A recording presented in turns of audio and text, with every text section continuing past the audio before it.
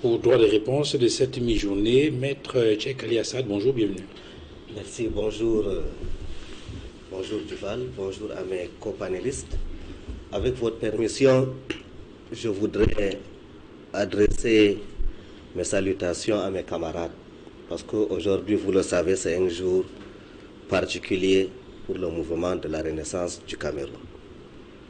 Vous vous rappelez, ça fait exactement 4 ans que lors des manifestations pacifiques, manifestations dûment déclarées, manifestations qui n'ont pas été interdites par l'autorité compétente. Je disais donc, lors de cette journée du 22 septembre 2020, le régime en place a capturé, dans l'illégalité la plus absolue, des centaines de nos camarades et alliés. 593 personnes ont subi les affres d'une justice particulièrement injuste. Un de nos camarades est mort en détention. Aujourd'hui encore, nous déplorons la captivité de 41 de nos militants. Captivité d'autant plus injuste que des institutions internationales, à l'instar du groupe de travail des Nations Unies sur la détention arbitraire, s'est prononcée sans ambages et a exigé non seulement la libération de nos camarades, mais aussi l'indemnisation de tous ceux qui ont subi dans leur chair, dans leurs biens et dans leur dignité. Je voudrais, parce que je sais qu'ils m'écoutent, je voudrais que les militants du mouvement pour la renaissance du Cameroun, ainsi que les alliés qui ont souffert et qui continuent de souffrir, je veux qu'ils sachent, tant qu'il nous restera un souffle de vie, nos pensées se pencheront toujours vers eux. Je veux qu'ils sachent en guise de consolation que cette journée du 22 septembre sera racontée aux générations futures. Elle fera partie de l'histoire de cette nation. Le 22 septembre, je veux qu'ils sachent que ce n'est pas seulement un jour noir. C'est aussi une journée à marquer d'une pierre blanche.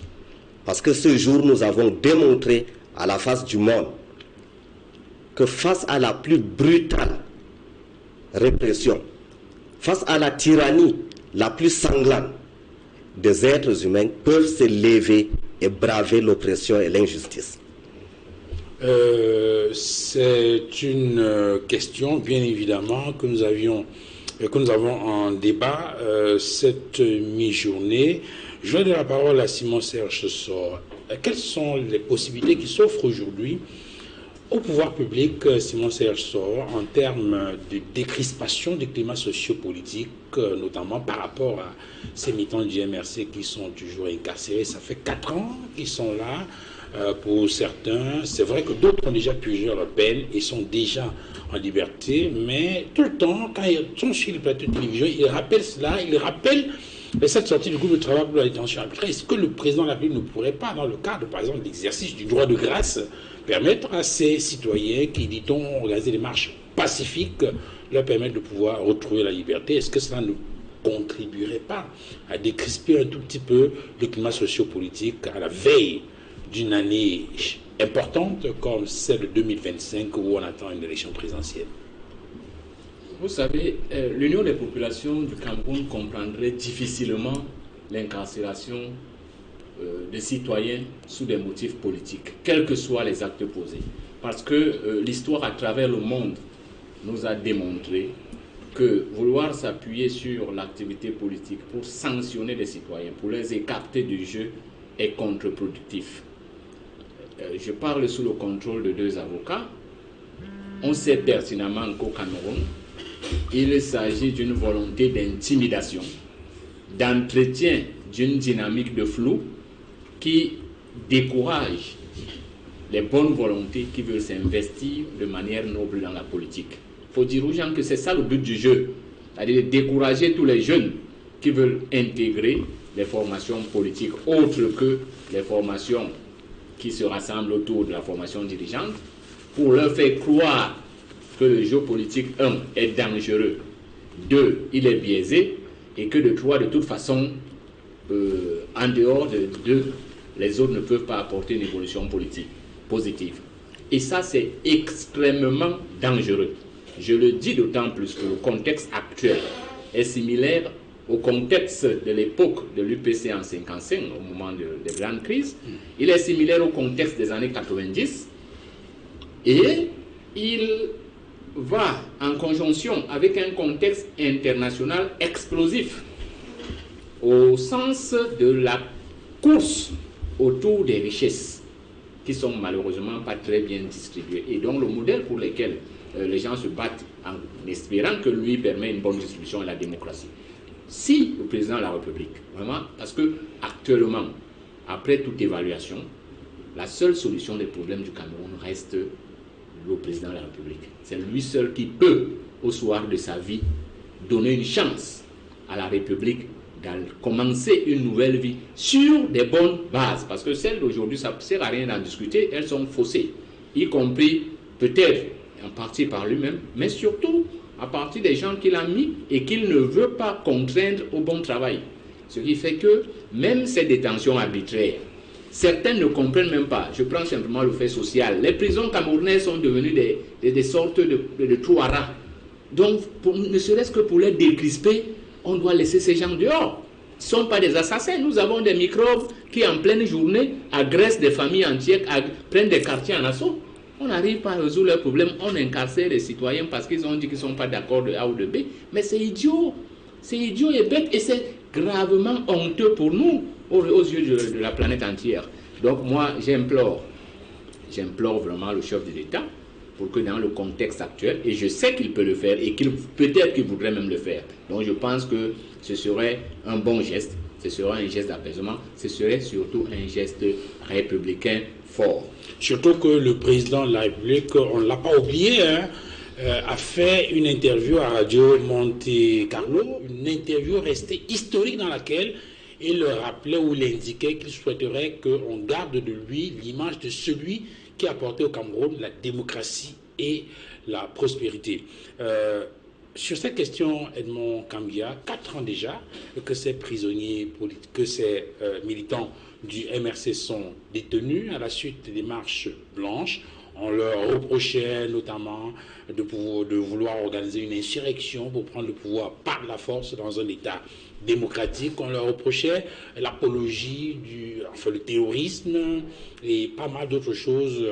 Aujourd'hui, 4 ans après, et au regard d'un certain nombre peut-être de plaidoiries qui sont menées en faveur de ces prisonniers, comme par exemple l'avis du groupe de travail des Nations Unies contre les détentions arbitraires, peut-être que le chef d'État devrait penser, c'est vrai que nous avons parmi ces militants du MRC, certains qui ont été fermes d'ailleurs. Il y en a un qui m'a envoyé un message lorsqu'on a évoqué ce sujet ici il y a quelque temps pour dire qu'il ne demandera jamais le droit de grâce au président de la République, mais le chef d'État devrait peut-être pouvoir le faire pour décrisper un tout petit peu l'atmosphère politique. Oui, ce qu'il convient de dire, Duval Fangois, c'est que la commémoration de cet événement, ce jour, correspond à un calendrier international important. Pourquoi un calendrier international important? Pour l'Afrique, pour le Cameroun et pour le monde entier, parce que nous avons à New York, à la tête de l'Assemblée générale de l'ONU, un Camerounais, l'ancien Premier ministre Yan Filemon, qui est là pour un mandat d'1 an. Je dis c'est une très belle coïncidence et c'est en même temps une opportunité pour le Cameroun, qui se revendique État de droit et dont le chef de l'État, vous le rappeliez tout à l'heure, avait dans une interview exclusive accordée à Radio Monte Carlo en juillet 1990, déclaré qu'il souhaite qu'on garde de lui l'image de celui qui a apporté la démocratie et la prospérité au Cameroun. Voici dans le moment de convaincre l'opinion publique nationale et internationale, lorsqu'on a comme président de l'Assemblée générale de l'ONU un Camerounais dont les actions, les positions seront scrutées, non seulement ses actions, mais celles de son propre pays pendant son mandat. Donc il est de bon ton que la diplomatie camerounaise en général et le président de la République en particulier démontrent aux yeux de la communauté internationale que le Cameroun véritablement s'inscrit dans l'optique d'un état de droit. Et pour cela, nous savons également que le groupe de travail pour la détention arbitraire a eu à examiner la situation des droits de l'homme de certains prisonniers d'opinion ou prisonniers politiques, ça dépend de la perception des uns et des autres, y compris les militants du MRC qui sont incarcérés au moins depuis le 22 septembre 2020, depuis cette fameuse marche de revendication sociale, économique et politique. L'avis du groupe de détention arbitraire était clair. La détention de ces militants est arbitraire, il faut tout simplement les libérer. Et je pense que le Cameroun devrait saisir cette opportunité, parce que le monde entier nous regarde, pour libérer purement et simplement la quarantaine de militants du MRC, encore incarcérés à la prison centrale de Kondengui à Yaoundé et à la prison de Ndebel. Alors, Maître Georges Tegué, vous avez écouté tous les intervenants sur ce plateau. Maître Tchekali Assad, c'est vrai, un peu excessif lorsqu'il présente le Cameroun comme une dictature reptilienne. Bon, peut-être Simon Serge aussi qui, bon, peut-être dans un ton qui lui est propre, dit que c'est idiot et bête de garder les non-criminels en prison. Mais il y a quand même Edmond qui rappelle cette sortie du président de la République dans cette interview à Radio Monte Carlo, et qui est ce contexte marqué par, n'est-ce pas, la présence de Philémon Yan. Alors, tous ces éléments mis ensemble, est-ce que ne devraient pas attirer l'attention quand même du chef d'État? C'est vrai qu'ils sont en prison depuis 4 ans. Certains, ils passeront encore 1 an et pourront peut-être être libérés dans 1 an. Mais il y en a qui ont été condamnés à 7 ans de prison. Donc, il y en a encore pour 3 ans. 4 ans. 7 ans. Pour avoir organisé des marches pacifiques. Est-ce que le moment n'est pas venu, mais Georges Teghem, de pouvoir un tout petit peu mettre de l'eau dans son vin? Vous me demandez à moi de faire ce qu'il appartient aux autres de faire. Moi, Teghem, je suis un républicain. Je respecte les institutions de mon pays. Je ne dis pas comme M. Soro que les gens sont idiots, ou comme mon confrère et ami du MRC qu'il s'agit d'une dictature ou de quoi que ce soit. Moi, je suis un républicain. Pour eux, donc on peut oui, je comprends. Je suis un républicain et moi, dans mon pays, je sais qu'il y a des institutions qui existent et qui fonctionnent. Et le droit de grâce est soumis à certaines conditions. Vous avez entendu tout à l'heure, des gens sont dit qu'ils sont pas prêts à demander. Je suis très peiné pour eux. Ils sont pas prêts à le demander. Qu'est-ce que vous demandez au président de la République de faire? Puisqu'il ne peut pas voter une loi d'amnistie sur le Parlement. C'est les institutions, c'est ça l'état de droit dont il parlait sur Radio Monte Carlo. L'état de droit, c'est aussi la séparation des pouvoirs, c'est que la justice rend les décisions. Et pour aller à l'encontre de ce que M. Soro disait, que le président de la République recrute. Le recrutement de la fonction publique camerounaise obéit à des critères très précis. Et généralement, c'est le jury qui sélectionne les candidats. Et le président de la République n'est pas membre du jury. Donc, moi, je pense qu'il appartient à ces citoyens détenus dans les conditions que vous êtes en train de décrire, que moi, je ne connais pas, et je suis content de respecter la décision de justice qui les a condamnés, parce qu'en plus, je suis avocat. Et je le disais tout à l'heure aux jeunes qui nous écoutent de respecter les institutions. C'est une décision de justice. Le groupe de travail donne un avis. Edmond Kamgi a le droit de donner un avis. Chacun a le droit de donner un avis. Comme je le disais tout à l'heure, comme Equinox, chacun était là, j'ai suivi dimanche dernier, chacun disait ce qu'il voulait. Mais vous avez respecté le Conseil national de la communication, la décision.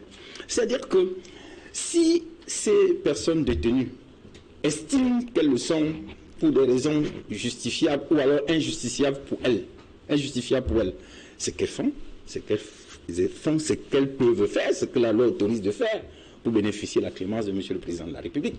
C'est pas, vous me demandez à moi, écoutez, je suis bien peiné pour eux, mais